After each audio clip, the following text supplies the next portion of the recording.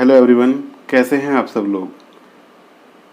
Zero two PCS नाम की इस सीरीज़ में हम लोग कुछ पीसीएस की तैयारी से रिलेटेड बात करते हैं। और जो लोग इस तैयारी में अभी नए हैं या जो लोग तैयारी करना चाहते हैं, तो कई बार ये कन्फ्यूज़न रहती है तैयारी शुरू करने के लिए कि सबसे पहला कदम पीसीएस की तैयारी शुरू करने के लिए क्या होना चाहिए। गाइडेंस के अभाव में शुरुआत करने में बहुत देर हो जाती है, बहुत टाइम लगता है और कई बार सालों साल निकल जाते हैं कि पता ही नहीं चलता कि कहाँ से क्या करना है। पहले कोचिंग लें या कोचिंग ना लें या अपने आप खुद से स्टार्ट करें तैयारी, तो किस तरीके से करें, क्या करें उसके लिए।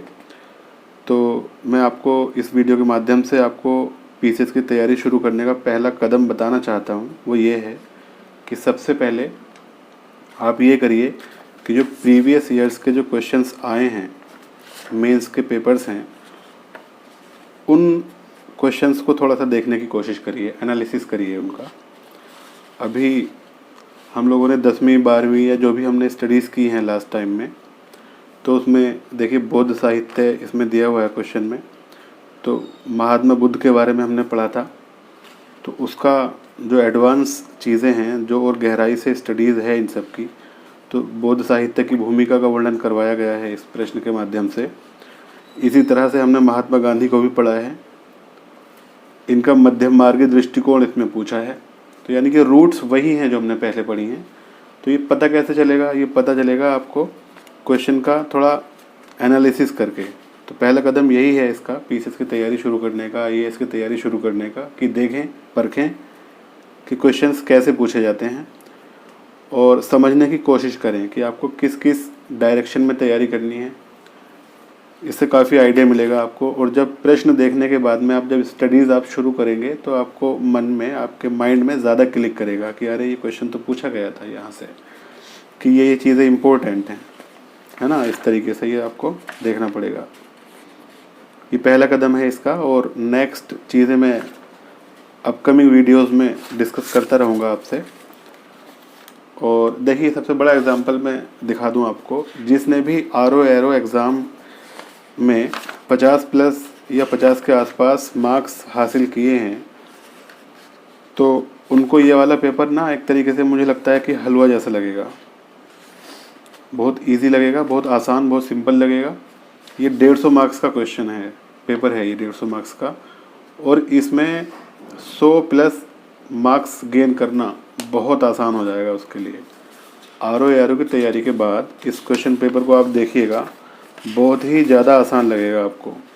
बस ये है थोड़ा सा अच्छे शब्दों का इस्तेमाल करके इसको एक्सप्लेन करना होगा हमें। ये सारी की सारी चीज़ें हमने देखी पढ़ी हैं इसमें। ऐसा लगता है वैसे सारी पढ़ी हैं, कुछ नहीं भी पढ़ी हैं, लेकिन पढ़ी हैं। कार्यालय आदेश देखिए हमने पढ़ा है, परिपत्र हमने पढ़ा है। बल्कि सच मानिए तो ये है कि आरओ एआरओ जो है ना, वो हिंदी के शब्दावली का ज़्यादा ध्यान रखता है। आरओ एआरओ के जो एग्ज़ामिनर्स होते हैं, आरओ एआरओ के एग्ज़ाम की जो डिमांड है बेसिकली, वो हिंदी शब्दावली की बेहतर पकड़ की डिमांड है। और थोड़ा सा कम पकड़ भी रहेगी ना इसमें, पीसीएस के पेपर में थोड़ा सा कम भी, तो एक बार को चल जाएगा। तो परिपत्र देखिए किसे कहते हैं, तैयारी की आवश्यकता नहीं। कार्यालय आदेश किसे कहते हैं, तैयारी की आवश्यकता नहीं। इस तरह से आप देख लीजिए, कोई भी क्वेश्चन इसमें से ले लीजिए आप, कहीं ना कहीं आपको जाना पहचाना लगेगा और बहुत आसान हो जाएगी इसकी तैयारी। 150 मार्क्स का है ये, ठीक है। और देखिए, जो कृतज्ञ न हो कृतज्ञ, जो सूर्य न देखे ऐसी स्त्री असुर स्पश्या, जो रूढ़ियों में विश्वास करता हो रूढ़िवादी, जो पूजा योग्य हो पूजनीय, है ना, जो देश से प्रेम करता हो देश प्रेमी। 10 नंबर का है ये। बताइए मैंने क्या किया, एक भी दिन तैयारी नहीं की रहेगी आपकी इस पेपर की। मैंने एक दिन भी अभी तैयारी नहीं की है, ठीक है। तो ये बहुत आसान हो जाता है ये वाला पेपर। इसमें स्कोर करना 150 मार्क्स का है ये। जाने अनजाने जब आप, मतलब जब आरओ एआरओ की तैयारी करते हैं, तो आप ध्यान भी नहीं दे पाते कि आपकी पीसीएस की अच्छी खासी तैयारी हो जाती है। ख़ास तौर से हिंदी का पेपर, निबंध का पेपर, ये तो काफ़ी हद तक तैयार हो जाता है आपका। बस पॉलिशिंग करने की आवश्यकता होती है। वीडियो ज़्यादा लंबी हो जाएगी। मैं आपको पहले कदम के बारे में डिस्कस कर रहा था पीसीएस की तैयारी के लिए। अगली वीडियो में मैं आपको बताऊंगा कि कैसे समझें कि हमें कोचिंग की आवश्यकता है या नहीं है। ये एक इम्पोर्टेंट क्वेश्चन है कि समझ में नहीं आता कि हम कोचिंग करें या ऐसे ही तैयारी हो जाएगी।